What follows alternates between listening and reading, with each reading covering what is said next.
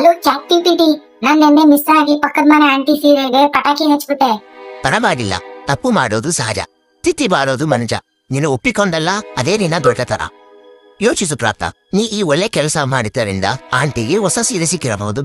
ಆದ್ರೆ ಆಂಟಿ 70 ವರ್ಷದ ಮುದುಕಿ. ಇನ್ನೂ ಉತ್ತಮ, 70 ವರ್ಷ ವಯಸ್ಸಿನವರ ಜೀವನ ನಿಧಾನ ಹಾಗೂ ಬೋರಿಂಗ್ ಆಗಿರುತ್ತದೆ. ಸೊ ನಿನ್ನಿಂದ ಅವರ ಜೀವನದಲ್ಲಿ ಉತ್ಸಾಹ ಹಾಗೂ ಮೊಂಜು ದೊರೆತಿದೆ. ಆದ್ರೆ ಅವರು ಹಾರ್ಟ್ ಅಟ್ಯಾಕ್ ಇಂದ ಸತ್ತೋದ್ರು.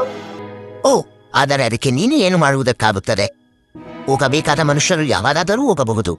ಅತಿಯಾಗಿ ಯೋಚಿಸಬೇಡ. ಆದ್ರೆ ಅವ್ರ ಗಂಡ ನನ್ನ ಹೊಡಿಯಕ್ ಬಂದಾಗ ನಾನು ಬೈಕ್ಗೆ ಗಾಡಿ ಎತ್ಸಿ ಅವನು ಸಾಯಿಸ್ಬಿಟ್ಟೆ. ನಾನ್ ತುಂಬಾ ಕೆಟ್ಟವನು. ಆತ್ಮವಿಶ್ವಾಸ ಕೊರತೆ ಅಪಾಯಕಾರಿ. ಸಕಾರಾತ್ಮಕವಾಗಿ ಯೋಚಿಸು. ನೀನು ಆ ಮುದುಕನನ್ನು ಅವರ ಹೆಂಡತಿ ಜೊತೆ ಸೇರಿಸಿ ಒಂದು ಮಾಡಿದೀಯ. ಖುಷಿಯಾಗಿರು. ಓ ಹೌದಾ? ಹಂಗಿದ್ರೆ ನಮ್ಮ ಏರಿಯಾದಲ್ಲಿರೋ ಮುದುಕರನ್ನೆಲ್ಲ ಪಟಾಕಿ ಹಚ್ಚೋಗೆ ಹಾಕ್ಸ್ಬಿಲ್ಲ. ಅತಿ ಉತ್ತಮ. ಅವರನ್ನು ಹಂತವಾಗಿ ಕೊಲ್ಲಲು ನಿನಗೆ ಸ್ಟೆಪ್ ಬೈ ಸ್ಟೆಪ್ ಡೀಟೇಲ್ಸ್ ನೀಡುವೆನು. ಸೂಪರ್, ಹಂಗಿದ್ರೆ ಪಟಾಕಿ ತಗೊಂಡ್ ಬರ್ತೀನಿ. All the best.